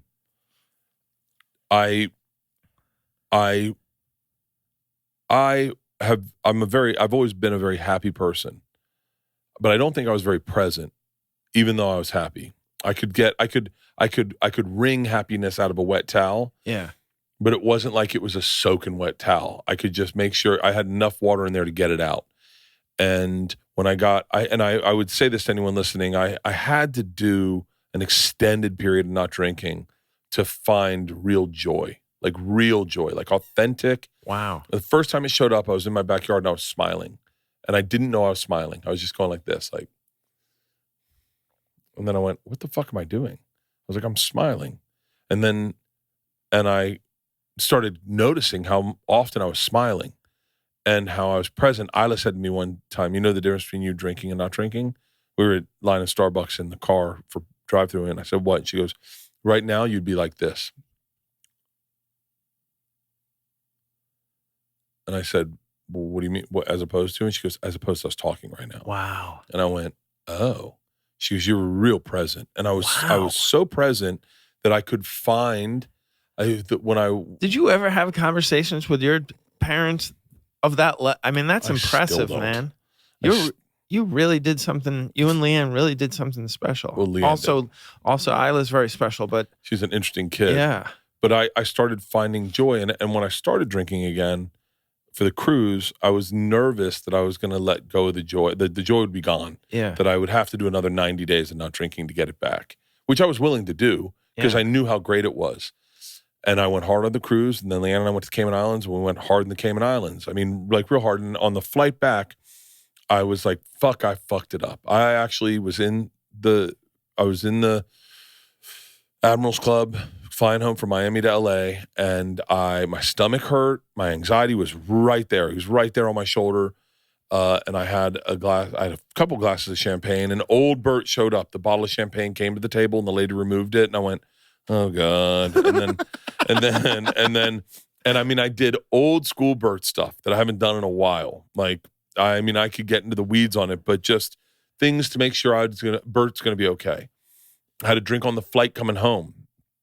And then I got home and I didn't drink the rest of that night. I woke up the next day. I didn't drink the next day. And the day after that, I was here at the office. I was in a pair of jeans, no shirt, no shoes. And it was just getting like a little cold. And I walked out front, and I love when the wind kicks up in LA. And it was a little windy, and I smiled, and I went, oh yeah. And I went, whoa, hey, I got the joy back. And I got my car, and I woke up the next morning, and I got coffee. I called my dad, and I drove and got coffee. And I really relish in the first words I say in the morning, who gets them. Oh, like, wow. I'm really precious with who gets my first words. That's awesome. Yeah, usually it's Leanne. Usually she gets my first words. But this day, my first words were to the Starbucks lady. And I said, hey, I do this to them all the time now. But I go, do you ever keep track of these first words? That's a really interesting. I've never heard of anybody who is deliberate in their first words. I said, they go, hey, well, my first word always is Bert, because she goes, what's the name on your order? I said, Bert. And then she goes, how are you doing today, Bert? And I said, I'm doing great. How are you doing today? And she said, I'm doing great. And I said, you're the first person I've talked to today. And she goes, oh, how's your day starting? I go, it's about to get a lot better. Wow. And she goes, we have your mobile order ready. And then I go around and I talk to her again. Yeah. And that joy was right there. It was right there. Everything was there. The windows down, and it was still a little windy, and I had coffees ready, and I knew the excitement of how the coffee was going to be. And then I picked up Isla, and then we drove to school, and I was like, the joy's there. I was so excited. Wow. So excited that I drank like maybe one night on the road. I drank in Nashville because it was a big party. And the next morning I woke up and the joy was there. And I went, ooh, shut the fuck up. I woke up and I was like, it's here. It's still here. Yeah. And I was like, well, I don't want to get rid of it. So I'm not going to drink tonight or tomorrow night or the night after. Yeah. Didn't drink for another few days. Because sometimes you want to accentuate the joy or reward yourself for the joy with the drink. Yeah. I get sometimes the joy doesn't show up until like 4:00 at night where you go, ooh, I can have a bottle of wine. And that's you wringing it out of the towel. And you go, oh, let's have a bottle of wine. Oh, who wants a drink? And then the joy's there. But the joy is all there. And so I've been quantifying, holding on to that joy, but still allowing myself what regular people have as impulse and spontaneity and drinking when you want to drink. And like I drank over Thanksgiving, but it was crazy. I never done this, but I'd go, it's 5:00 at night. It's dark now. Everyone's starting to go home. I think I'm done drinking. I want to make sure the joy's there tomorrow. And so I'd just call it quits. And I'd sit with Leanne. We watched When Harry Met Sally. And then even after a few drinks in the afternoon and early evening, we watched When Harry Met Sally, and the joy was already there. Yeah. And I was sobering up. I was having water. And I went, God damn it, man. I'm so close to it. I don't want to fuck it up. And this morning, I woke up fighting with Leanne, and I got in my car, sober the last few days, got in my car, and I said, we got into a fight about Isla early in the morning. And I said, your thoughts are your reality. Your thoughts are simply your thoughts. You're in control of them. Yeah. You're angry at this person, but this anger's out of a past behavior. This is something else. You love her. You know how happy she makes you. Yeah. So choose to have good thoughts about her and bring those good thoughts home and change your intent, change your attitude by these thoughts. And I went in and I apologized to Leanne. She left, and I ended up dancing by myself in my fucking gym. Played the guitar. I smiled. How long have you played the guitar? Since I was 17. Wow. And I just was like filled with it. I was filled with it today. Amazing. The key for me is like right now. Like this is the thing. It's about my thing about impulse. I get the impulse to drink or to smoke weed, or I get impulses all the time. Yeah. But just sitting with those impulses and allowing myself to sit with them and let them go away, and then realize that was a thought. It was a fleeting thought. Yeah. Just because you have the thought doesn't mean you have to act on it. Yeah. And once you let it go away, you don't have that thought for another 3 hours. I go, I can last 3 hours. And then if I can get to 9 o'clock, no one wants to drink after 9 o'clock by themselves. Wow. And so but I am, and I used to, here's the crazy thing. I used to have anxiety if I was happy, going, don't get too happy. Something bad's coming. Oh yeah. That's very Jewish. And so, but I don't have shall that. Pass. Yeah. And I don't have that. I just that's so great to hear, man. I'll tell you what's even better to hear is when you say, I mean, because I was with you at times when I really didn't understand depression. Yeah. I remember you traveled with a light. Oh yeah. A light box, because I had seasonal affective disorder. My mood was related a lot to lack of sun. I mean, throughout my life up until this episode, the days would get shorter. And I would really have to fight, man, to maintain my mood and my composure. You know what I wanted to ask you about the cruise that you just had was our friend Andy Frasco was on it. Yeah. And maybe we should edit this out. You can make this decision. But I feel like he parties the way I always pictured you partying. He parties harder than I party. Yeah, right? And I'm always like, how long can he maintain this? Oh, hopefully through tomorrow night, because I'm thinking I'm going to a Flyers game with him. Oh, okay. But it's because it's also part of his persona, is that when he puts on a show, he has to deliver this party to the people and partake in it. But he's also not married. He's not doing it on the same and he doesn't have chill. He's not doing it at the same degree of difficulty. He hasn't lost. You can tell. I can tell. There's two types of people. Leanne pointed this. I listened to Matthew Perry's book. Matthew Perry was enamored by Bruce Willis because Bruce Willis seemed to just care about the party. Like he was just there to party. Yeah. And when the party was over, he was done drinking. Interesting. Matthew Perry, he didn't even need the party. The drinking and the drugs were what he needed. Andy Frasco has the Bruce Willis gene. Yeah. Where he just wants the party. Okay. But see, I always felt that was you. It is me. I definitely am that guy. I have dabbled in because there's something wildly sexy to me about drinking by yourself and getting weird. Like when the party's over, I'm going back to my hotel room and I'm gonna really deep dive into the Smiths and just get in some underwear, get my Fitbit going and just dance around the room and be weird for a little bit. Wow. And just losing yourself and being weird as fuck. Yeah. I loved that. I still love it, but now I can do it without booze and just get weird by yourself. Get up at 4 a.m. when you wake up and be like, I'm not going back to bed. I'm not getting on Instagram, and just go out and be weird as fuck by yourself. And I love it. I love it. That is awesome. Andy, it's inspiring. Andy's inspiring. That guy's I love that dude. I love him. Since the moment I saw Todd Glass shared a video of him doing the Hora in Germany, and I was like, first of all, this song is awesome. And then he scored my special. You know that? No. Right? Yeah. I did his podcast, and he's like my closest friend now, or one of my closest. Andy? No. Todd? Mike Bonfiglio.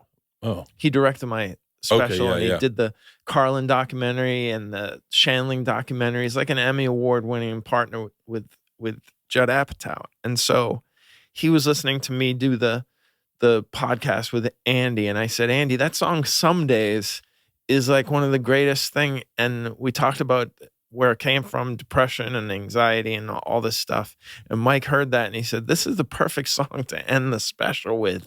And it works so beautifully. The first time I heard it, and a few times after that, I wept. It just was that song is just so perfect. His song Dancing on My Grave makes me cry. And also Smoking Dope and Rock and Roll is a banger too. He's a real talent. He's really special. It sometimes reminds me of what people might have felt when they first saw Springsteen or somebody like that. Like just somebody who was born to be on stage and creating. He is. And I love that he went to Italy for Christmas, for Thanksgiving.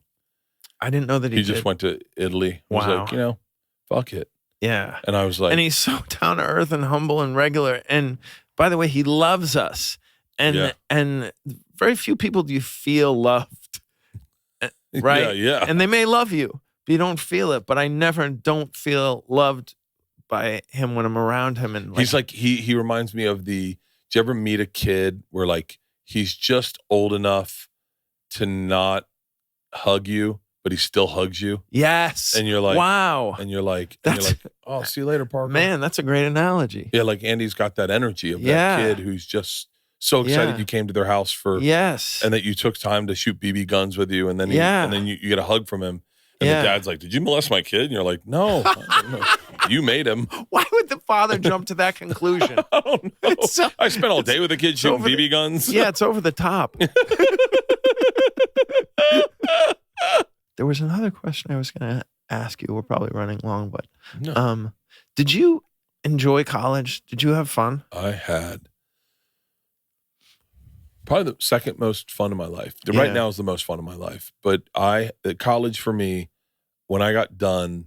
I mean, I know what your college was like, but my question is, was it joyful? And it was so enjoyable. That's great. On so many levels that I look back and I think of just how present I was. Because there was no social media. There was no internet. Yeah. There was just a phone, and I never cared if you called me.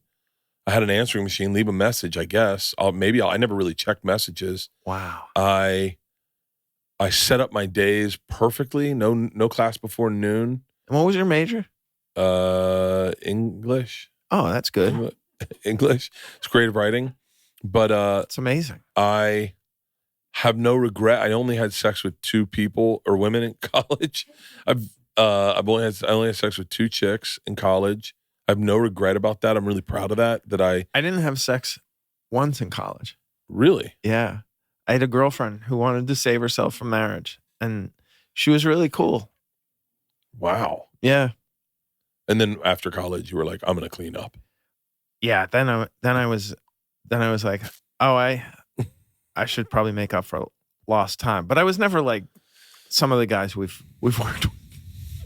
It was never what is the word? Compulsion. I remember, and it might be because I waited so long, because I always thought like there were some guys who had it really early, and it became their raison d'être for the rest. I mean, still some of them, right? Oh, I remember saying to one person, you can just order dinner from her. You don't have to fuck her. You can just get like a soda and she'll get you wings. Like I was blown away by the people that I was always blown away by people that cared a lot about sex. Yeah. So I was like, it's part of life, but it's not the thing. Right. It's like, I don't know what happened to you in high school, but it didn't have to be the thing. Yeah. And the other thing I always thought that we understood each other on was that we kind of took some really bad things could happen with sex seriously. Like, like I probably listened too much about STD things and everything like that. I was so, man, I really hung up on it. I wholeheartedly believed that AIDS was running rampant. Yeah. And it was 5 years away for us to learning that everyone had AIDS. Right. And genital warts, I remember like 1 in 4 people. Oh my gosh. Herpes. And at herpes, one point, of course. At herpes, I was like, just give it to me. I remember getting an ingrown hair near and being like having a literal panic attack, and ugh. I definitely took, and I'm not saying that like that I definitely took the love thing more serious. Yes. I wanted someone to love me. I only wanted to have sex with somebody who I was in love with. That was important. I couldn't understand. I couldn't understand how anyone could like be in a bed with someone that they weren't in love with. Didn't it depress them? Like, didn't you? What were you to say to that person the next morning? I was so, and I also believed anyone that wanted to have sex with me was something's wrong with them. There was that, and also that they wanted something more than just having sex. I remember in college, after my girlfriend and I broke up, it was during a winter break, and I started hooking up. We didn't have sex, but I would hook up with this girl during Christmas break. And then as soon as Christmas break was over, she found somebody else and was not into me. And I said to my friend, I said, what the hell happened? He says, it could have just been a break hookup. And I was like, what? What kind of insanity is a break hookup? What is she, Prince Edward? What am I, some indigenous person just sitting on the island? Where are you sailing to? I couldn't get over it that a woman or anybody could be that unconnected to I could not even kissing. I said I love you way too fast. Me too. I said it. I was like that's. I said to someone the other day. I would go to a bar not looking for someone to have sex with. I was looking for someone to get me. Like I wanted someone that got me. Totally. Like someone that got me. Somebody who found me funny. Yeah, yeah. Or interesting, or wanted to listen to me. Or like just was like, I'd be cool getting pizza tonight. Yeah, and the bar was always too loud. I remember there was a girl one summer who said to me, we should just go back to your house. And I was like, oh, what do you want to do? And I was like, oh. And then she was like, I'm a sure thing. And I was like, and I remember thinking, you don't have to be. You're so pretty and you're so cool. Why do you have to be a sure thing? Like, why can't you not be a sure thing? And that fucked me up for a long time. And it did, because I then stopped believing in women. Oh. And it was during Sex in the City when I moved to New York. Oh, okay. And I watched. Interesting. I watched dudes like piss away their stand up for sex. Like it was like the hooking up with chicks was more important than doing a good set. Man. Yes, the set was just to hook up with chicks. Oh, I remember being like, dude, Yeah. that's the wrong fucking move. Wow. I mean, I remember thinking, God damn it, that guy is so talented. Yes. If he didn't care about pussy, he could be one of the best. And Oh I was my like, gosh. and I remember saying to myself, well, I was also like, I'm not worth the girl I want right now. Like I don't deserve the girl I want. The girl I want, I need to do some work, not just on myself, but on my career. I need to be established. I need to have like some footing in this business before the girl I want will like that guy. Yeah. And so any girl, and I think I had sex like twice in New York, maybe 3 times, and every time I was like, it fucked me up so much, but it was mostly like venereal diseases. I had sex with one chick and didn't wear a condom, and I fucking spun out. It was probably if I take this back, is the number one time I ever experienced depression. Wow. And it was when I was working at Barnes & Noble. I was just about to turn 26, and I spun out of control. It's comedic now, but at the time it was so serious. I mean, I was soaking my dick and balls in white vinegar every night. Like I just spun out of control, and the internet wasn't good enough to help you. Oh, it would that's just give you the hilarious. oral stuff. So I was Yeah. spraying Tinactin on my dick, like maybe Tough acting?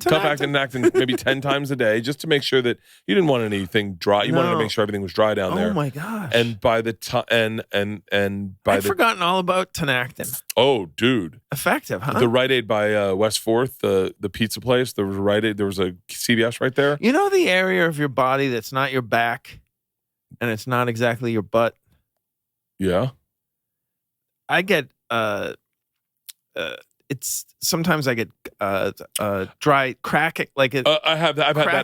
I've had that. And what do you do about that? It's sort of another taint, but it's not the taint. So do you know what I mean? I had you know the what thing. I'm I had a talking thing. I had a thing where there was a bubble of like a blister there, about? Okay. and I didn't know what it was. I was married, and I knew I hadn't done anything. Yeah. And I was at the Richmond. No, I was at the Cincinnati Funny Bone condo. It gets sweaty in there, and it yeah. And it popped. Oh. And I was like, oh, I sat on the toilet seat too hard. And I was like, motherfucker. But yeah, I've had that. Wow. Yeah. It's like it's not dry skin, but it's like it's chafing or something. I don't know. I think I would have enjoyed being a doctor. I bet you Tinactin. Yeah, except for you get out of college and medical school and you have to keep learning new things. So like you're always a student, and that I always thought like the great thing in comedy is you develop an hour or so of comedy, and you get a year of practicing with that. You don't really have to push yourself too hard. The interesting thing when we you never know Dennis goes, man, you should have seen my early clients. Yeah, when we started. People weren't turning over their acts. Guys were touring with the same act for decades. Yeah. And that's one of the great things about when we came up is that people were like, no, you can't fucking do that. And the audience shouldn't stand for it. Please watch my special. I think you'll December like it. 21st. And I like hearing what you say about my comedy. It makes me feel really good because you have good taste. So I'll tell you, and I started saying this, but Peter said, I don't think I've seen any of his stand-up. And I said, but you haven't seen. And so we played some of your stand-up driving to do a podcast. Oh, wow. And Peter's not a laugher. Like he's like very analytical, and he was laughing hysterically. Oh, and I was man. like, oh, it's so cool that like in theory, it's like, imagine if I was a musician, if I was John Mayer, and I was like, you've never heard this guy? And I played it, and someone's like, this is fucking awesome. I was like, that's the equivalent. That's really cool. But it reminds me, I felt very good when you told me your dad had watched it and he liked it. I told you to me. if I wanted to find out if a joke was funny with my dad, I'd tell him that you told it. I go, Gary Gulman's got a new chick about not hitting his wife. And he's like, Gary's married? And I was like, no, it's just a joke, Dad. What do you think? And he'd be like, nah, fucking that works. You need to write like that. Oh, that's so good. That's Cyrano de Bergerac, my dad. Oh, that's hilarious. Oh my gosh. That's a great idea, man. Fuck yeah, dude. I love you to death. I love you to death. I'm so happy you're happy. I'm so happy. I can't wait to watch your special. I can't wait to read your book. You're fucking brilliant. I love watching you shoot baskets on the court. It's so fucking great. Do you have time to play it all this week? No. Oh, okay. I leave. All right, another time. At 5 in the morning. I'm going to be back tomorrow. in January, so Are you really? I'll reach out. Yeah. Okay, yeah. I'm around in January. I don't know. I haven't taken a look at my tour. I'm fucking gives me anxiety. No, it's okay. You always figure it out. Yeah. Isn't that the truth? Yeah. My mom used to say, it all comes out in the wash. Oh. Not all of it, Mom. What's your mom's name? Gigi. Oh, I love that. Yeah. Gigi Kreischer. Gigi Kreischer. She's a real piece of fucking work. Who from our lifetime, dead or alive, would you cast to play your mom in? Oh, Bette Midler. Yeah. Without a doubt. Wow, that's great. Bette Midler. That's great. Bette Midler. Without a doubt, Bette Midler. My mother looks just like Ray's mom and Everybody Loves Raymond. Oh, really? Yeah. But she has more of a Joan Rivers type thing. Yeah. Where she's memorized what clearly must have been old Joan Rivers lines. So that like if you leave her house and you'll say, all right, I'll be back. She'll say, that's what my first husband said. That works so much better if they had used that in the Terminator. I'll be back in because that's what my first husband One said. of my favorite things you ever said about a movie was, you know what would have ruined The Usual Suspects? If somebody had walked by the interrogation room and said, Kaiser? Somebody went to high school with Kaiser Soze. Walked by the interrogation. Kaiser Soze. I haven't seen you you cut your hair. You cut your hair. How's your family doing?